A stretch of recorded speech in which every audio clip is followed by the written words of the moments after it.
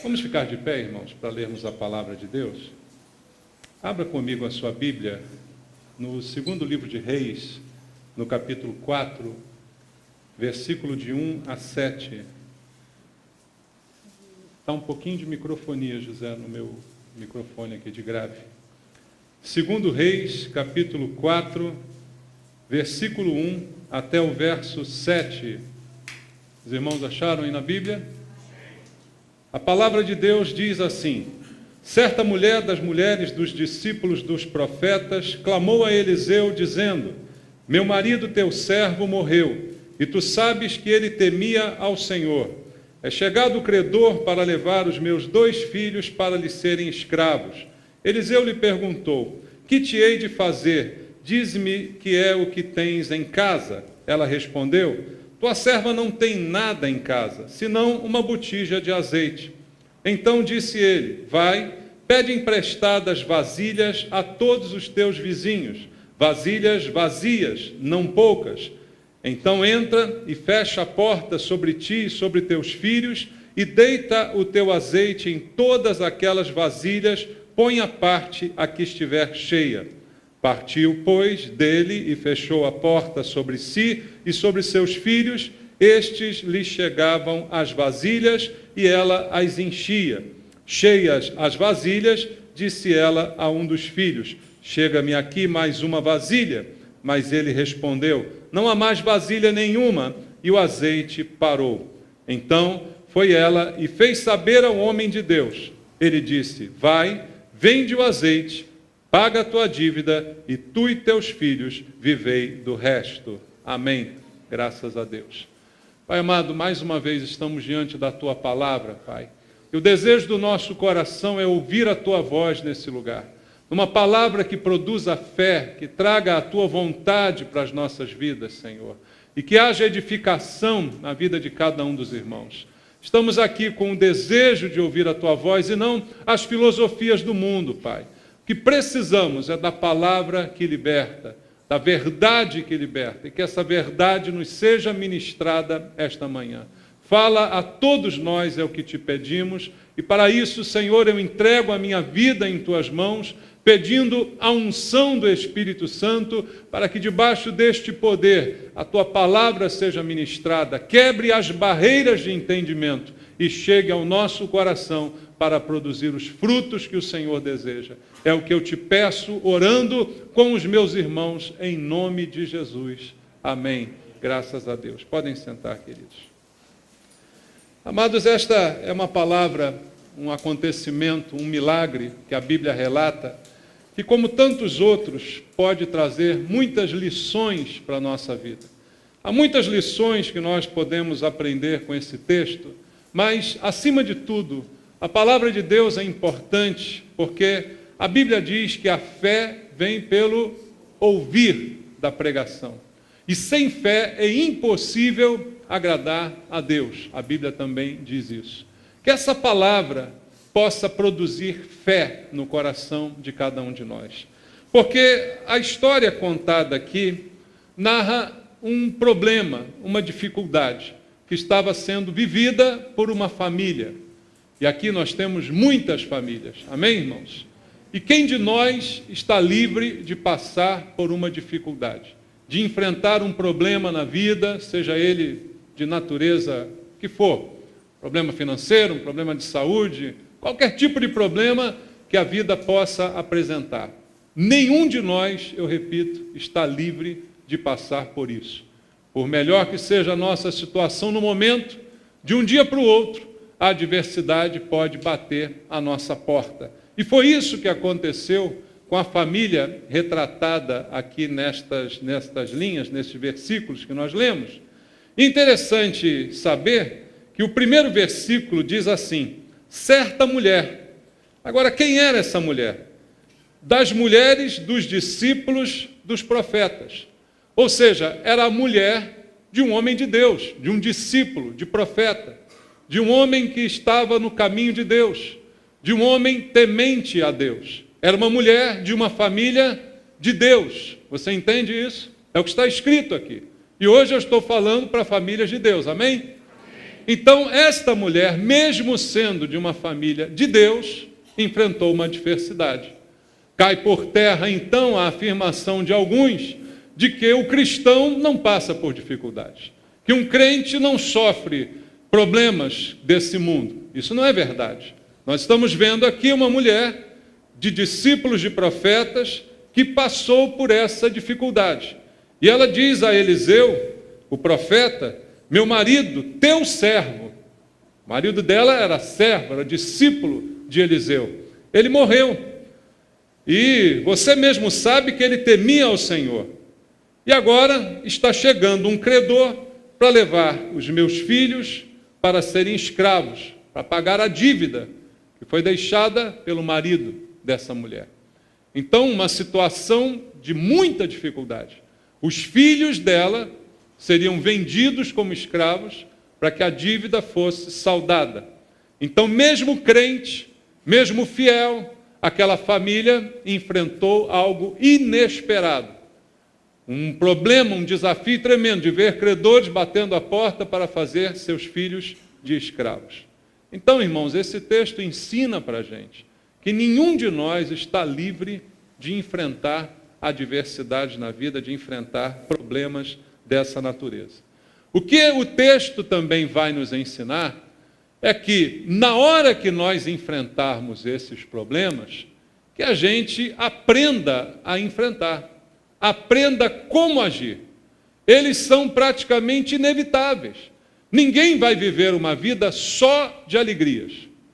Não é um conto de fadas, e viveram felizes para sempre. Sempre termina assim, não é? A vida não é assim, irmãos. A vida tem momentos de tristeza, tem momentos de alegria, de euforia, mas há momentos de crise. E o que importa, e a palavra de Deus se preocupa com isso, Deus trouxe esse ensinamento para nós, para que a gente aprenda como agir no dia mau, no dia que as coisas não forem só sorrisos e passarinhos cantando, no dia que a crise bater à nossa porta. E é essa a grande dificuldade de muitas pessoas que, inclusive, estão na igreja. Sabem estar bem, sabem louvar, sabem rir quando tudo está uma maravilha, mas não sabem enfrentar o dia mau. Não sabem enfrentar a adversidade. Parece que foram preparadas apenas para desfrutar de alegrias, mas não para enfrentar os problemas que a vida apresenta para nós. E que no nosso caso, no caso de cristãos tementes a Deus, eu creio, irmãos, que qualquer problema que a gente venha passar, por pior que ele seja, ele foi certamente permitido por Deus. Você crê nisso? Deus tem ou não o controle da nossa vida? Ele tem o controle. Então ele é soberano. Nada me acontece sem a permissão de Deus. Os anjos de Deus nos guardam. Você crê nisso? Então, se algo aconteceu, Deus permitiu. O anjo não dormiu, pode ficar tranquilo. Amém? Houve uma permissão de Deus para que algo ruim aconteça. E aí você pensa, mas por quê? Por quê? É a pergunta que todos fazemos, né? Porque Deus permite algo assim. Porque a vida não é só de alegrias. E a gente precisa aprender. E às vezes a única maneira de aprender é passar, é viver a experiência, não é? Às vezes na teoria é muito bonito, você bota lá no quadro, explica tudo bonitinho, a teoria foi toda mostrada, mas talvez você só aprenda mesmo quando você passar por aquilo, que a teoria tanto te explicou. E é na hora que a gente passa que a gente vai realmente aprender. Então, a permissão de Deus para que algo ruim nos aconteça tem somente um propósito: nos ensinar a viver. Não é simplesmente nos humilhar, simplesmente brincar conosco, como alguns podem pensar, mas é que a gente aprenda para sair da situação muito melhor, muito mais preparado, muito mais experiente. Amém, queridos? Eu creio no que a Bíblia fala. Deus permite que eu passe por uma dificuldade, porque Ele quer me ensinar alguma coisa. E feliz é aquele que aprende com o Senhor, não é? Triste é aquele que ouve e não aprende. Recebe teoria, passa por experiências e não aprende. Esse é realmente infeliz. Então, o que eu preciso aprender é a crescer diante das crises da vida. Como eu vi e mostrei para você, a mulher de um discípulo, uma mulher temente, uma mulher de uma família de Deus, enfrentou uma adversidade. Mas Deus ensinou aquela mulher nessa experiência algo que quer ensinar para nós também. Para que a gente também, quando passar por uma crise, possa aprender com ela, como mesmo ensinou o apóstolo Paulo. Eu quero ler contigo um texto de Paulo, que eu gosto muito, que está em Romanos, capítulo 5. Veja só como Paulo explica isso de uma maneira tremenda e simples, não é? Bastante simples o que Paulo diz aqui, mas que precisa ser entendido por cada um de nós. Em Romanos, capítulo 5, no versículo 3 e 4, ele diz assim: e não somente isto, mas também nos gloriamos nas próprias tribulações. Alguém pode dizer que Paulo está meio doido, né? Como é que ele vai se gloriar num sofrimento, numa tribulação? Mas ele explica por quê. Por que ele se gloria? Sabendo que a tribulação produz perseverança. Ela produz alguma coisa. E essa perseverança, por sua vez, produz experiência. E a experiência, por sua vez, produz esperança. Veja, uma cadeia de produção gerada por uma tribulação, por um problema. Várias coisas são produzidas na nossa vida. E gerando no final um produto maravilhoso. Qual é o produto final aqui, irmãos? Esperança. Fé e esperança andam juntas.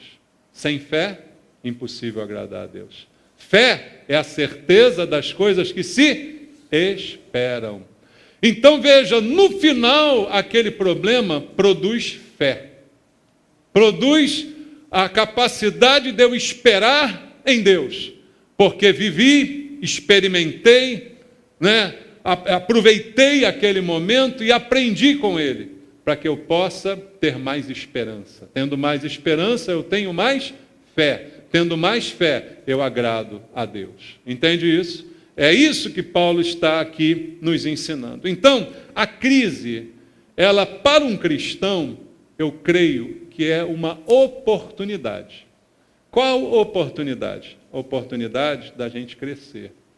Oportunidade da gente amadurecer, da gente ser mais útil no reino de Deus, através da experiência que foi produzida. Lembra o que Paulo disse? Produz experiência. Então você se torna uma pessoa mais experiente. Quando você está com dúvida e quer um aconselhamento, você vai buscar esse aconselhamento de gente experiente. É ou não é? Você vai se aconselhar com qualquer um sem experiência? Não. Você vai se aconselhar com gente experiente. E quem é experiente? Aquele que passou por tribulações, aquele que viveu os problemas que talvez você hoje esteja vivendo e que pode te ensinar por experiência própria como passar daquela situação. O que ele aprendeu com Deus também pode ensinar para nós. Então, entenda isso, meu amado, que se há um problema, Deus quer te ensinar alguma coisa. Para que você um dia ensine a outros com a experiência adquirida. E para que a tua fé aumente ainda mais com essa experiência que você viveu na presença de Deus. Porque eu estou falando a cristãos, eu estou falando a pessoas de Deus. Pessoas de Deus têm os seus problemas permitidos por Deus. Ao contrário das pessoas sem Deus. Para estas, os problemas são mesmo obra do diabo, irmãos. Mas para nós, eles são permissão de Deus.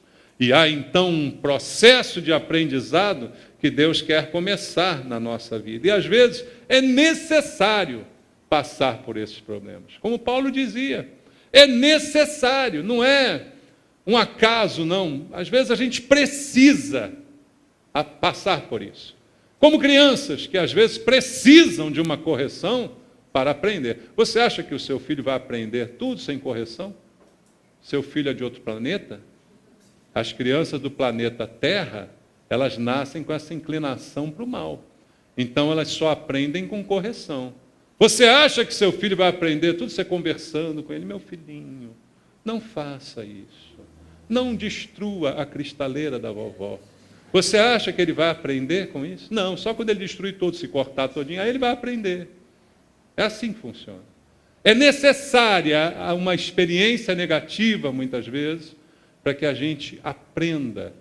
E esse aprendizado gere experiência e gere esperança na nossa vida.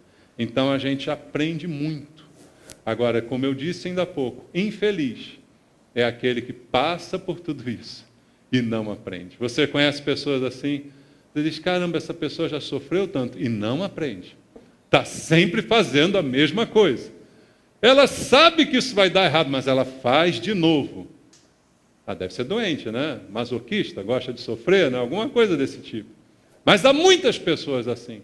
Não são capazes de aprender com seus erros e com as suas tribulações. E às vezes no momento de dificuldade, irmãos, que a gente descobre que a gente tem coisas que a gente não sabia que tinha. Que a gente tem forças que não imaginava que tinha. Já passou por isso? É na hora da luta que às vezes você conhece até um pouco mais de você mesmo. É como dizem alguns, é na hora que você está morrendo afogado que você aprende a nadar, né? Às vezes, né? Assim, eu não sei nadar, mas na hora que você está morrendo afogado, você daqui a pouco você chega na praia, às vezes, né? Às vezes dá certo, né? Aprendeu a nadar instantaneamente, olha que milagre. Por quê? Porque alguém te jogou no fundo, né? Você ficar sempre no rasinho não aprende a nadar. Também, por outro lado, não vamos arriscar, né? Não vamos ir ao fundo para ver se a gente aprende a nadar, não é isso que eu estou dizendo. Mas às vezes é necessário que coisas assim aconteçam.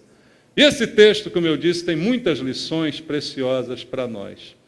Quando a tribulação bateu a porta dessa mulher de Deus, dessa mulher de uma família de Deus, temente a Deus, quando chegou aquela iminência do seu filho ser vendido, em que ela viu que não tinha mais solução para o seu problema, o que ela esperava realmente era a concretização dessa desgraça, o que essa mulher fez? Começa aí a lição de Deus para nós. Versículo 1. Certa mulher, das mulheres dos discípulos dos profetas, clamou a quem? A Eliseu. Ela foi procurar quem, irmãos? Eliseu.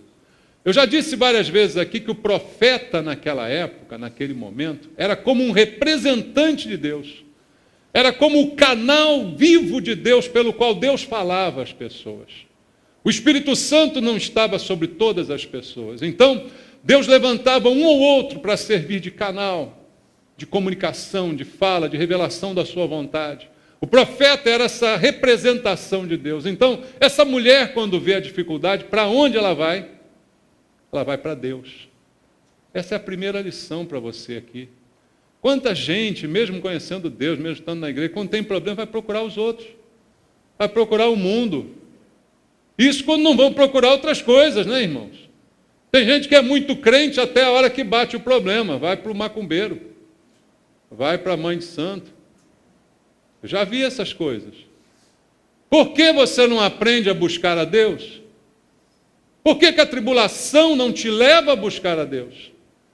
Alguns se revoltam com Deus por causa da tribulação. A primeira lição é que essa mulher vai buscar Eliseu.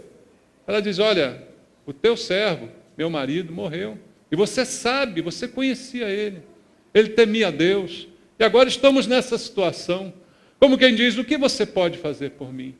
Se eu estou passando por algum problema, a melhor pessoa para eu procurar é Deus. Amém, irmãos? Não quero dizer com isso que você não possa procurar um irmão, procurar um pastor, procurar um amigo, não é isso. Mas o primeiro lugar, a primeira pessoa que você tem que procurar é Deus. A primeira pessoa que você tem que contar os seus problemas é Deus. Mas fala sério, todo mundo faz isso? Não. Tem gente que adora contar os seus problemas, adora dizer que sofre. A minha vida é uma desgraça. Ela fica feliz em dizer isso. Ah, você não sabe como eu sofro. É engraçado quando essas pessoas se encontram na rua, duas iguais, né? Ficam competindo para ver quem sofre mais. Na minha vida está uma desgraça. Não, porque você não sabe da minha. Aí fica aquela competição para ver quem é mais desgraçado, né? Tem gente que gosta disso.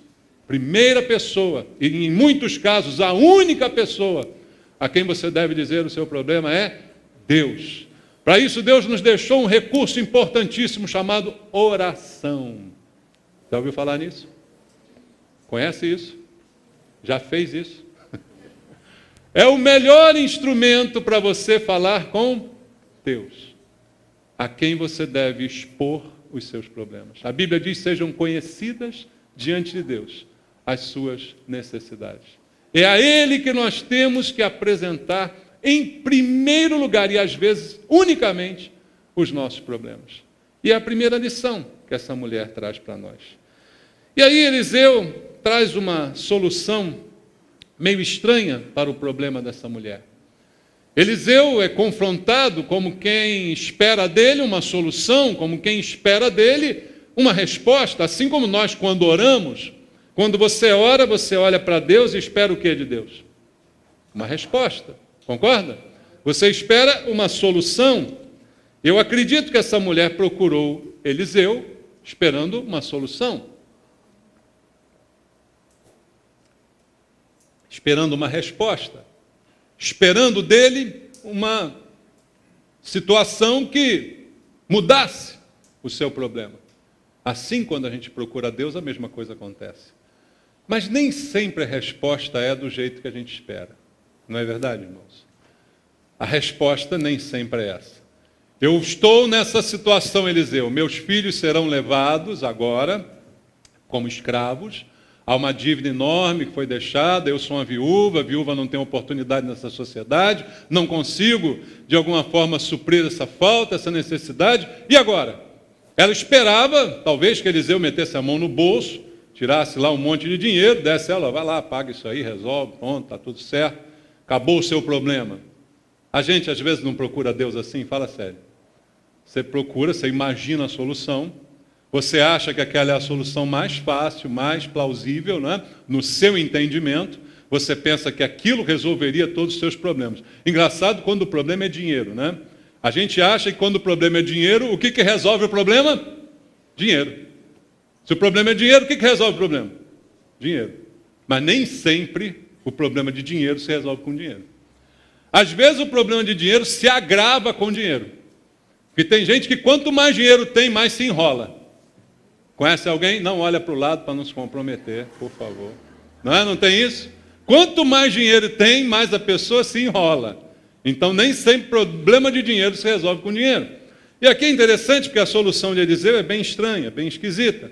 Então ele lhe perguntou, versículo 2, que hei de fazer? Ora, eu esperava que você me dissesse isso, Eliseu. Agora você vem e pergunta para mim de novo? O que eu vou fazer? Essa é a resposta que eu espero de você. Mas ele pergunta. E aí ele diz para ela, diz-me o que tens em casa. E ela responde, tua serva não tem nada.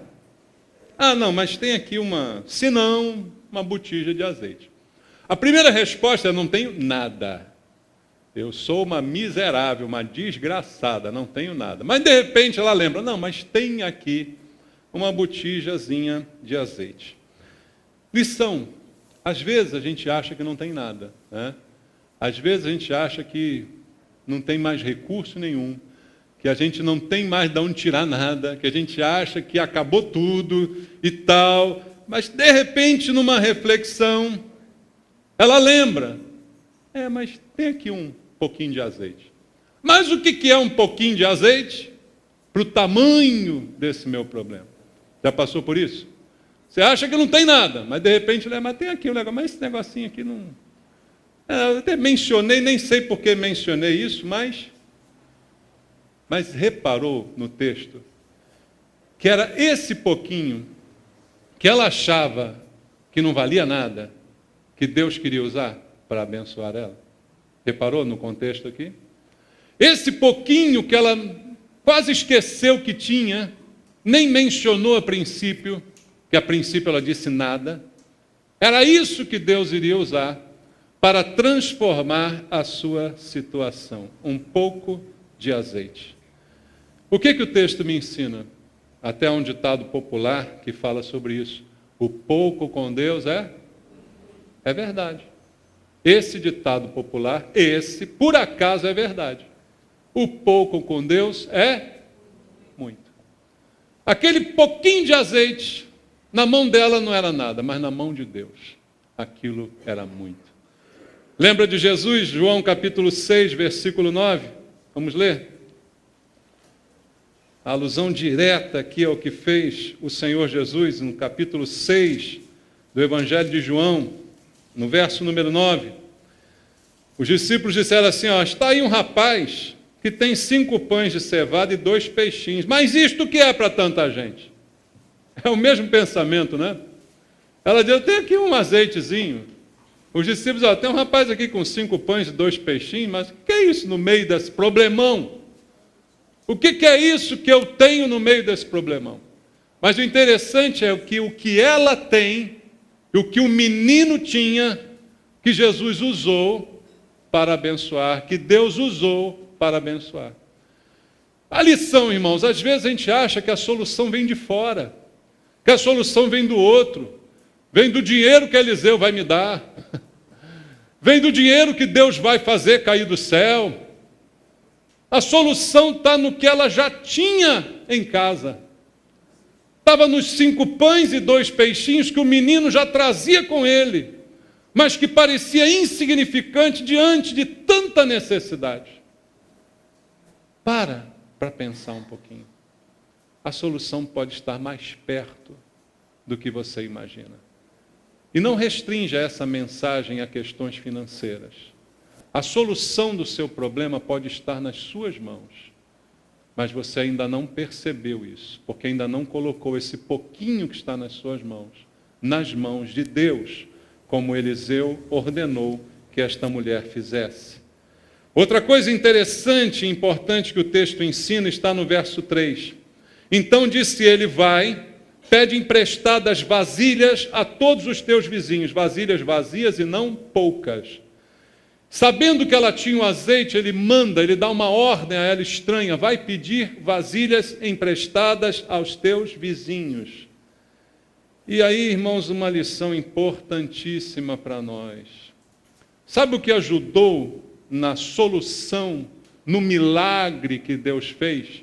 Você diz, mas Deus precisa de ajuda para fazer milagre? Não, Deus não precisa de ajuda, mas Deus usa circunstâncias. Deus usa fatores, muitas vezes, para nos abençoar. E uma coisa que foi importantíssima na bênção dessa mulher foi o bom relacionamento que ela tinha com os vizinhos. Parou para pensar nisso? Vai pedir vasilha emprestada. Se essa mulher fosse chata igual você é, e batesse na casa de um vizinho para pedir uma vasilha emprestada, o que o vizinho diria? Sai fora, jacaré.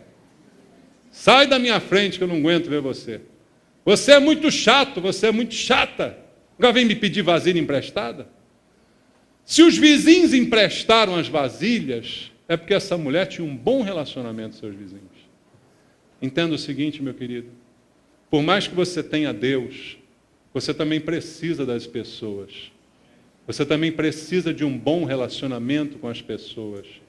Você não pode ser uma pessoa antipática, mal vista por todos ao seu redor. E muitas vezes o crente, infelizmente, é assim. Porque é crente, acha que é melhor que todos os seus vizinhos, não fala com ninguém, levanta o nariz. Eu não estou dizendo para você ser conivente com o que fazem os seus vizinhos. Mas ser educado é o mínimo que Deus espera de você. Cumprimentar, ter um bom relacionamento, mesmo que eles não sejam cristãos, mesmo que eles não sejam de Deus. Talvez um dia Deus possa usar um deles para te abençoar. É impossível isso? Às vezes Deus faz isso mesmo para quebrar o teu orgulho. Vai usar aquele que você desprezava, Deus pode usar quem Ele quiser, até o diabo, irmão, que dirá uma pessoa. Então aprenda que o milagre dessa mulher também passou por um bom relacionamento. Vasilhas foram emprestadas. E ela então, com estas vasilhas emprestadas, resolveu o seu problema, porque os vizinhos emprestaram. Outra coisa importante, havia um bom relacionamento na família dessa mulher. Porque o versículo seguinte diz,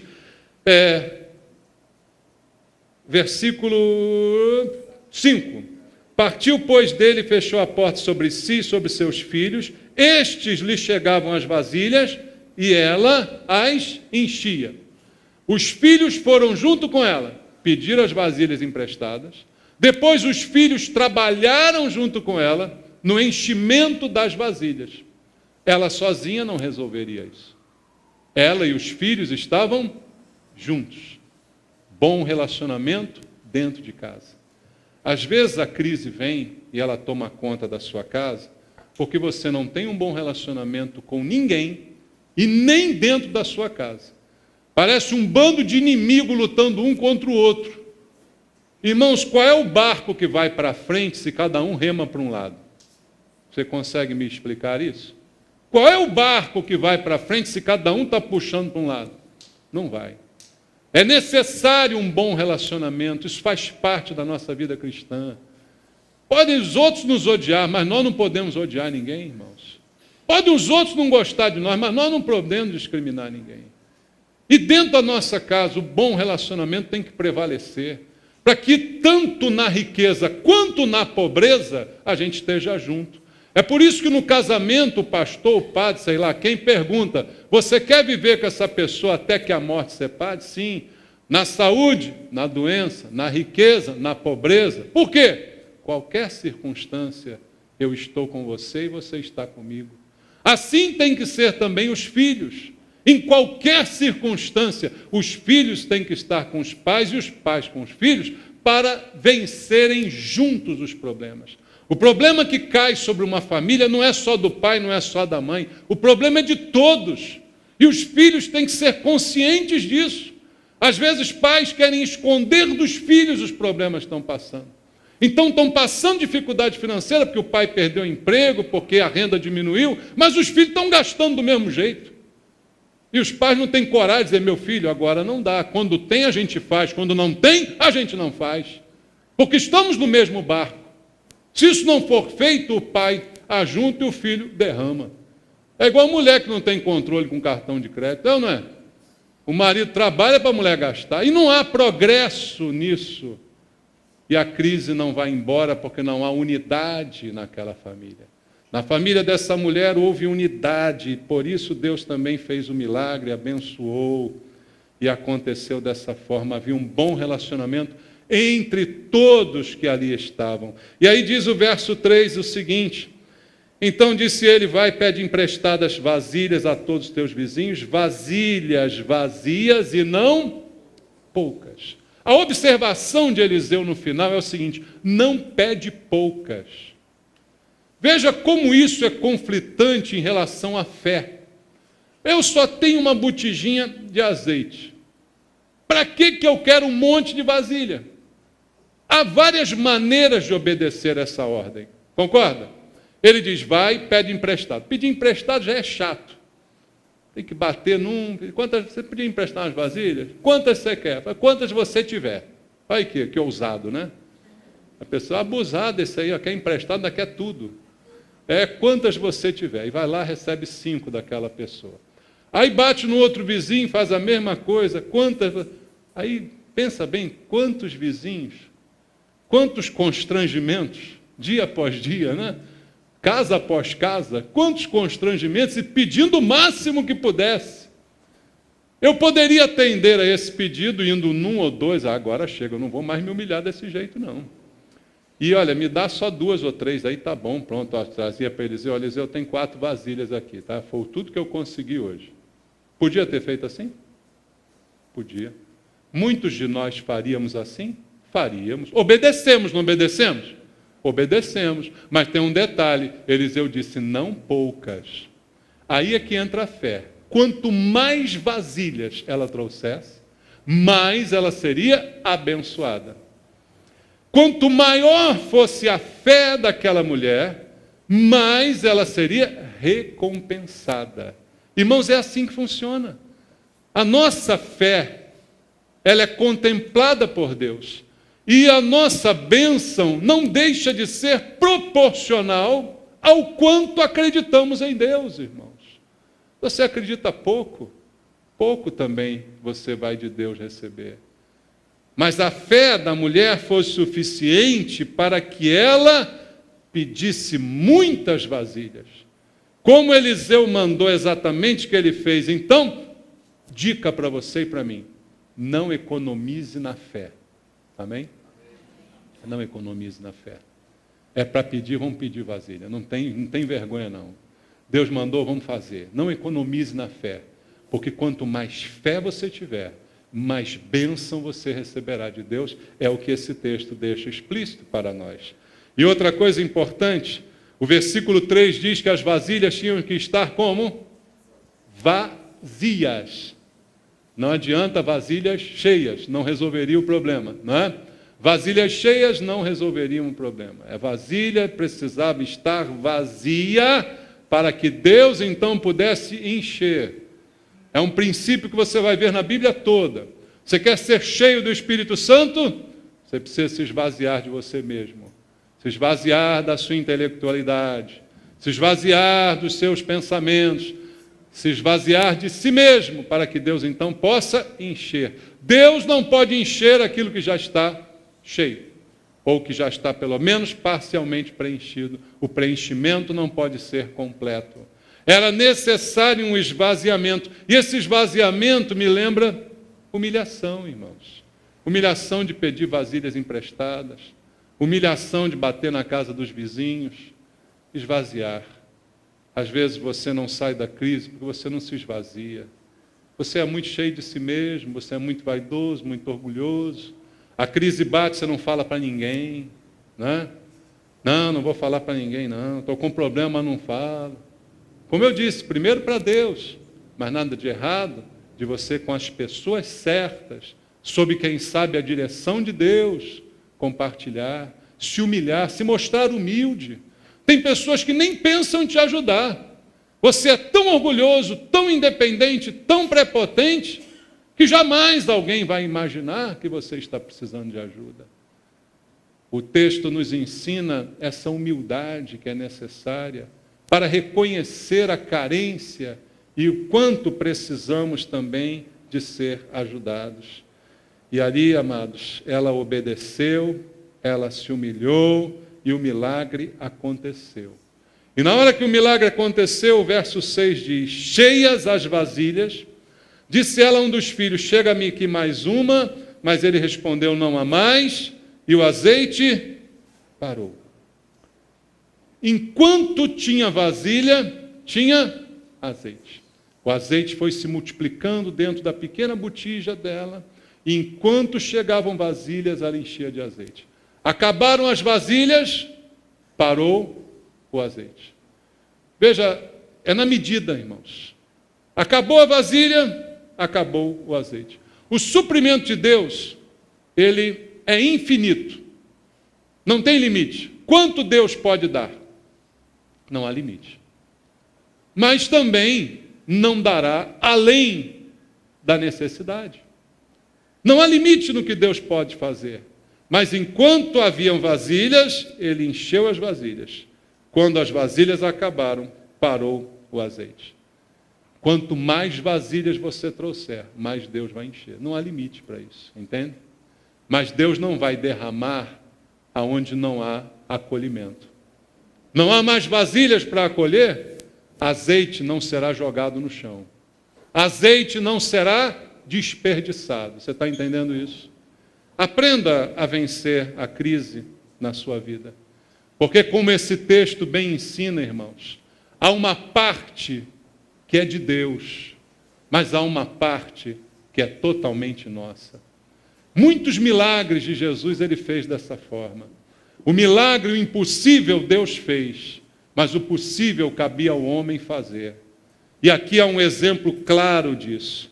Deus age, sim, ele age, mas nós temos que fazer a nossa parte. Não fique esperando só o agir de Deus. Faça a sua parte. Construa bons relacionamentos na sua vizinhança. Construa um bom relacionamento dentro da sua casa, dentro do seu lar. Tenha fé em Deus, busque a Deus em primeiro lugar. Essa é a sua parte. E a crise permitida por Deus, ela vai ser vencida também na presença de Deus. Porque a fé deve ser sempre acompanhada, irmãos. A fé não pode estar sozinha, e a fé é acompanhada de obediência e de trabalho. Perceba o que aconteceu aqui. A ordem foi dada, ela obedeceu. Junto com quem? Seus filhos. Seus filhos trabalharam junto com ela. E o que você acha que aconteceu no final da história? Versículo 7 diz assim: então foi ela, e fez saber ao homem de Deus. Aí é que ele diz algo para ela: vai, vende o azeite e paga a tua dívida, tu e teus filhos vivei do resto. Ainda havia um trabalho a ser feito. A gente quer coisa fácil, né, irmãos? A gente quer solução fácil. Eliseu, mete a mão no bolso aí, dá dinheiro, resolve essa situação. Acaba logo com esse problema. Não, Deus faz um milagre para gerar azeite, e você agora vai trabalhar com azeite. Você agora que bateu de casa em casa para pedir emprestada vasilha, você agora vai bater, devolver as vasilhas e oferecer azeite. Você vai continuar trabalhando. Fé não anula o trabalho, irmãos.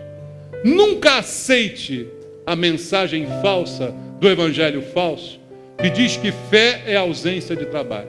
Jesus disse assim: meu Pai trabalha até agora e eu trabalho também.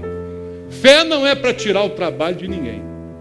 O justo viverá pela fé. Isso não quer dizer que ele vai parar de trabalhar e viver esperando cair tudo do céu, não. Quer dizer que ele vai trabalhar pela fé. Quer dizer que amanhã, segunda-feira, ele vai sair de casa e vai dizer: eu vou vender esse azeite aqui. Ele amanhã vai sair de casa, vai procurar um emprego, vai dizer: eu vou ganhar esse emprego aqui. Eu vou fazer um monte de concurso, eu vou botar meu currículo, mas eu amanhã, Deus vai me abençoar e eu vou. Porque o que ficar em casa, sentado, esperando alguém bater na porta para oferecer emprego, isso não é fé, isso é falta de vergonha na cara. Entendeu isso? Fé é obediência e trabalho. E Deus então abençoa e faz o que ninguém mais pode fazer. Mesmo que a crise seja maior que você imagina, o texto me ensina a crer, confiar, trabalhar e esperar. E é isso que nós precisamos fazer. Os filhos são herança do Senhor, não são? Você não vai precisar perder seus filhos para o credor. Não vai precisar vendê-los como escravo. Você vai se juntar a eles. E vocês vão, como família abençoada, vencer os seus problemas em Deus, debaixo da bênção de Deus. Amém? Deus te abençoe em nome de Jesus.